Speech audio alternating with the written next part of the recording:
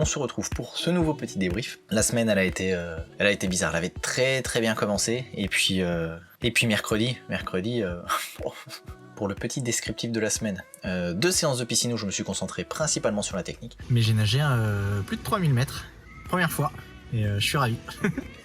C'était chouette, les sensations étaient bonnes.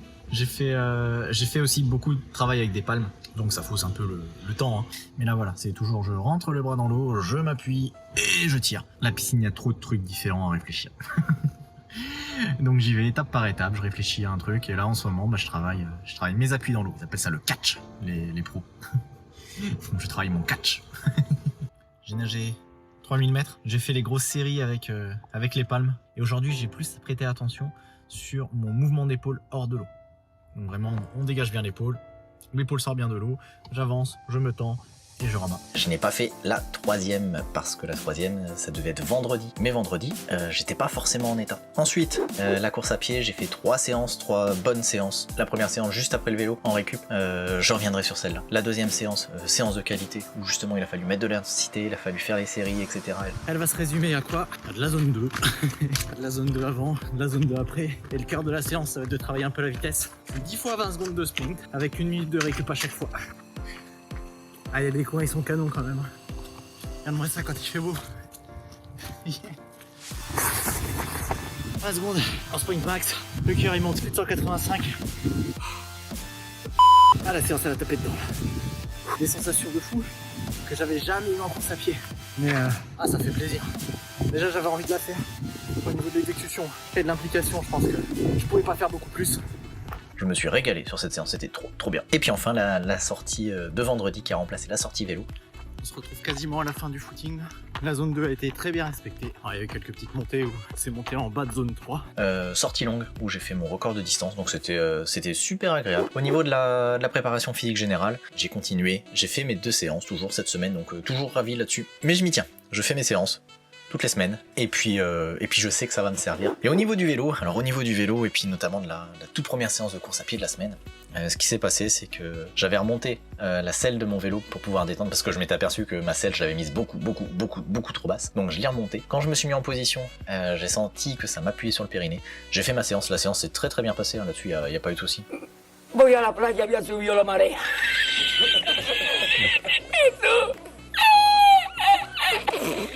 Travail de sprint un petit peu aujourd'hui. Récup, sprint, récup, sprint, récup, sprint. Ah, ça a bossé, hein. On voit, je suis trempé de sueur.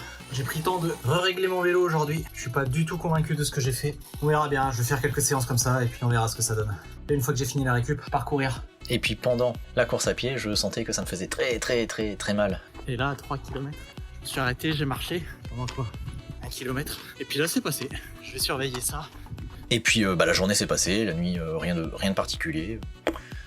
Petite douleur, petite gêne, mais ça s'arrêtait à ça. Et le lendemain, j'ai été courir, j'ai fait mon renforcement musculaire, et juste après, avant de prendre ma douche, je passe aux toilettes, et puis je me suis retrouvé avec beaucoup de sang dans les urines. Chancla y el bañador. Voy a la playa, había subido la marea.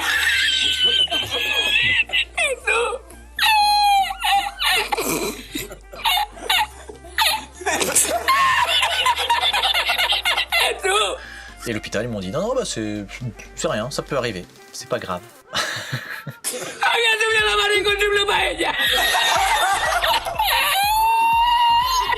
Vous pouvez garder le même volume d'entraînement, mais rédiviser un petit peu l'intensité, et puis ça ira, c'est ok. Voilà.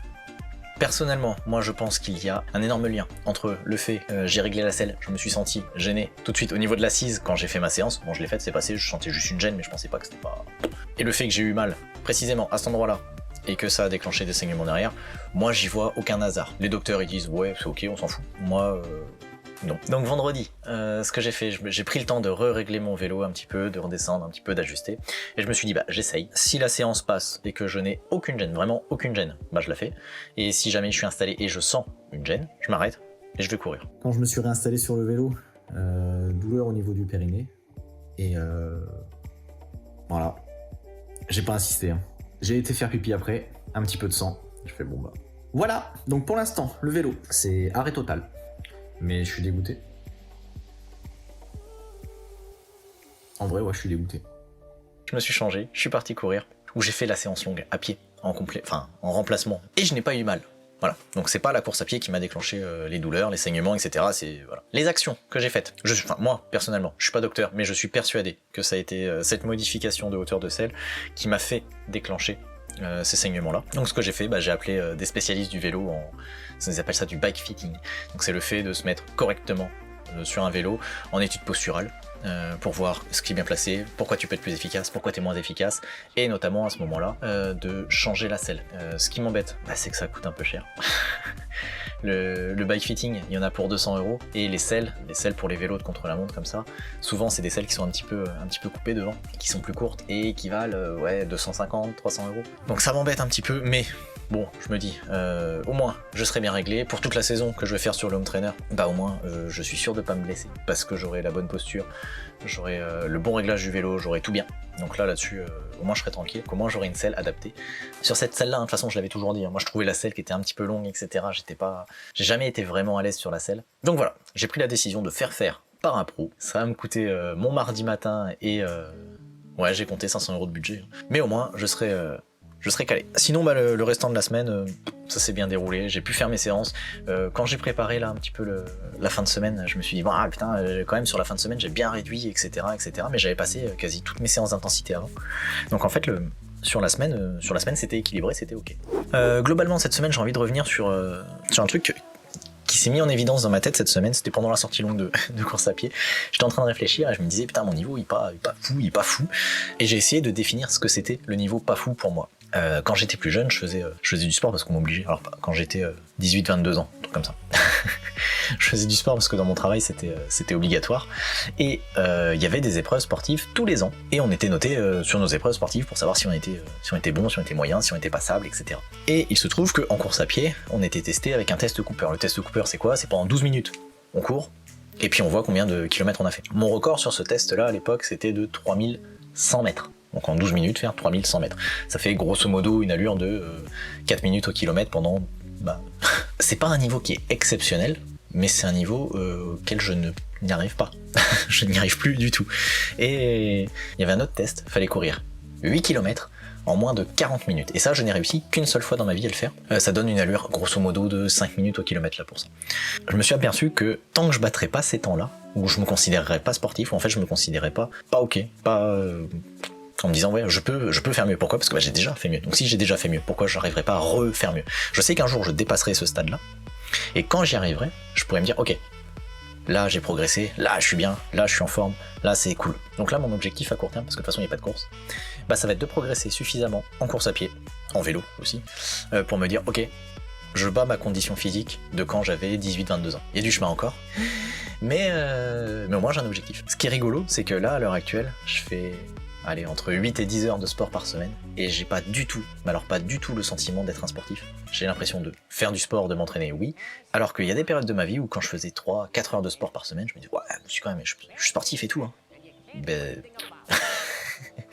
Donc ressenti marrant. Voilà, j'avais juste envie de partager un petit peu ça. Donc là, objectif à court terme, est-ce que je suis capable de battre mes temps de quand j'étais plus jeune? Est-ce que je suis capable de me battre?